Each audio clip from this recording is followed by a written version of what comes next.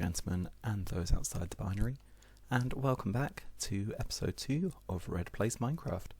Last episode, we completed this little starter cave. We have, of course, our little bits of food source, little bit of a furnace setup, and just a small bit of storage. It's not much, but it's an honest living. So this episode, what I would like to do is just expand the base a bit. I want to get started on a food source that is going to be a bit more sustainable, something that is just going to keep ticking away in the background and provide infinite food for us. For that, I'm going to need some diamond tools, I'm going to need to make a trip into the Nether, and I'm going to need a lot more resources. I hope you enjoy the episode, and let's get started. So the first thing I did was just dig down to Y-58, or at least I started to dig down to that level, as that's the best level to find diamonds in the new 1.18 update. I just continued my tunnel down from where I was previously, the same branch down that led down to my iron level. Obviously going through deep slate takes a lot longer than it does to go through normal stone, so I sped this up by 5 times speed, and as you can see it's still taking me quite a bit of time to get down, but that's just the way it is with the deep slate.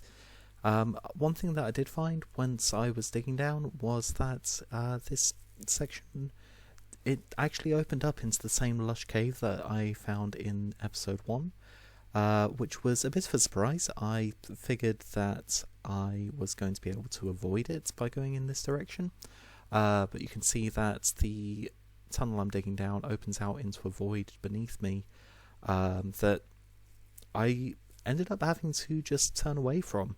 I didn't have the tools on me at the time to make my way into it, so I just backtracked and went back to the iron tunnel. So heading back there, I grabbed some coal that was just in the tunnel that I'd left previously. My auto furnace is quite hungry for fuel. I could always use more coal for it, so it's just very handy for me to grab that. And then I just continued into the lush cave and took this waterfall down to the ground floor. I wanted to have a little look around, see if I could find some iron just at the surface, light up the area a bit, just make it a bit safer to explore. After doing some exploration, I found some iron that was just out in the middle of the floor. That was more than enough for what I needed. I only needed enough to make a couple of iron picks so that I could gather diamonds once I did find them. While I was down here, I took the time to gather some moss as well, as I was going to be needing quite a bit of that for my upcoming build for the mossy stone bricks. With all of the moss gathered, I made my way back up the waterfall and then gradually bridged my way back across to the staircase to head back into my base to smelt up the iron, make some pickaxes and get ready. So you may have noticed that my levels are a little bit lower than they were in the last clip. Unfortunately I had my first death while I was caving, and unfortunately the clip corrupted as well, so I can't even show you it. I did have some good luck though while I was in the caves. I found my first diamonds. You can see I've got 16 of those. I also found a dungeon which contained a golden apple, 3 music discs, including the brand new Other Side by Lena Rain. I found some redstone as well, which is going to come in helpful down the line, and some slime and some various seeds as well. So the next thing I'm going to be doing is putting together a diamond pickaxe so that I can grab some obsidian. I'm going to then head into the Nether, find some nether quartz so that I can get my contraption for this episode ready as well. That's going to be put into a brand new building, which I will put together once I've got the contraption built and ready. But the very first thing I'm going to need to do is grab that obsidian, so let's go do that now. So I just went back down to the diamond level that I was at. You can see that I've put some stairs in, as well as just a water drop down all the way to Y-46. I had explored the area a little bit, lit it up, found a couple of diamonds while I was looking around, and there's this nice little lava lake down here that I was going to use for mining my obsidian. If you've not mined obsidian before, I find the best method is just to put some water down next to a lava lake, let it flow onto it, and then just mine out a hole in the obsidian where the water is flowing into. You can then step into that hole and just mine the obsidian directly in front of you, and the water will just push you along, and it'll automatically convert the lava that's in front of you and to your sides into obsidian. It's just quite a safe way to mine and collect the obsidian. The only thing you have to watch out for is just to make sure that the water is flowing all the way down. So once I had enough obsidian, I then just turned back to the surface and got ready to make the portal. Okay, so I've gone ahead and set up my nether portal. You can see I've got it in the wall just behind me there. As you can also see, I've put together a diamond chest plate for myself. I've held on to a couple of the diamonds that I had left just because I didn't want to use all of them up. I want to hold a few back for an enchanter's table. I have also made myself a bow. It's currently unenchanted and I only have a couple of arrows, but just in case I need to shoot at some ghasts, let's go through and have a look and see where we come out. This is my first time going to the Nether.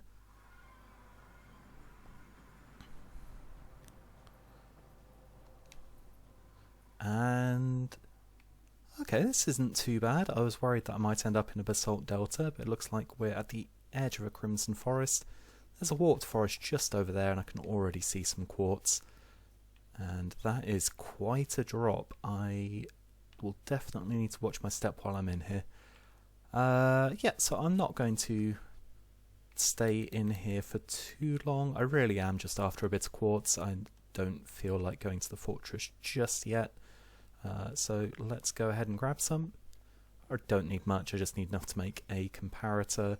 I'll probably grab a couple of extra bits just so I can make some observers down the line as well. And after we've got that, we can... oh, definitely need to watch my step. After we've got that, we can just head back to the overworld. That's 8 pieces of quartz. That's actually all I need. So time to head back, and yeah, I would call that a pretty successful trip. So next thing I'm going to do is start putting together the next part of my build, which you will see shortly. For me it's going to be a bit longer, but I will bring you back once I'm done. See you shortly.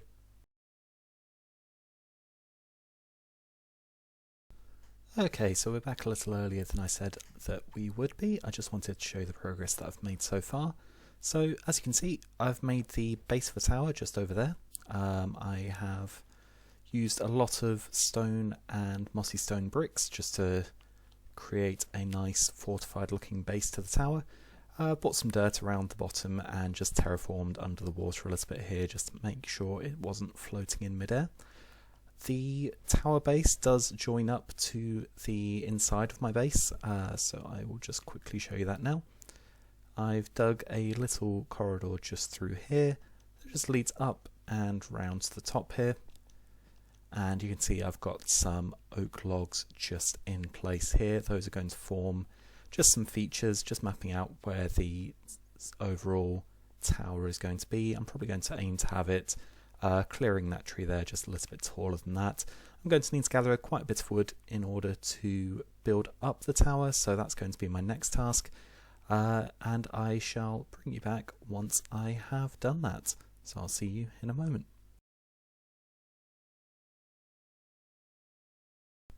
Okay, and just bring you back again to show you some more progress. So we've now got the wireframe in of the wood supports for the tower. The roof is going to be up there as well, though I think I am considering having a little spire on top. For the walls of the tower, I'm thinking I'm probably going to use terracotta, so I'm going to be going to mine some clay next. I've worked out I need about 9 stacks of terracotta, and that will take me probably another half hour or so to gather, and then I can start getting the walls in and start getting this tower looking a bit more complete. So once again, I will come back shortly to you with a more complete tower. So I went back down into the Lush Caves just to gather some clay. Fortunately, it's quite common. You can find very large deposits of it in the caves, and even though I needed 9 stacks of it in total, it wasn't much of a challenge to gather. It's amazing how quickly your pockets fill up when you're mining. So I picked up as many stacks as I thought I needed, as well as a couple of extra bits, a bit of slime and a diamond as well. And I just made my way back up the water elevator that I'd left myself and back to my base. It wasn't until I was getting ready to put the clay blocks into the furnace, turn them into terracotta, that I realised I was actually a block short. I had come up a bit too early, and in realising that, I had to go back down just to get a bit extra, because the last thing you want to do when you're mid-build is have to go and gather more resources.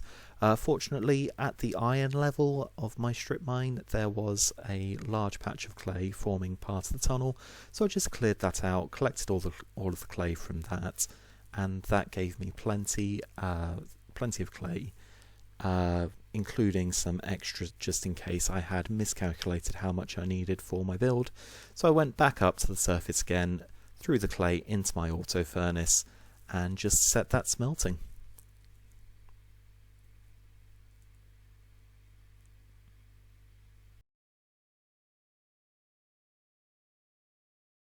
Well, I don't know about you, but I think that's looking much more like a tower now.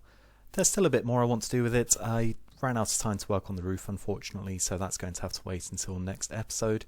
But you can see that I've used some white terracotta for the walls there. I've got a couple of windows in at each floor, which I've framed quite nicely, I think, with some dark oak slabs and some spruce trapdoors.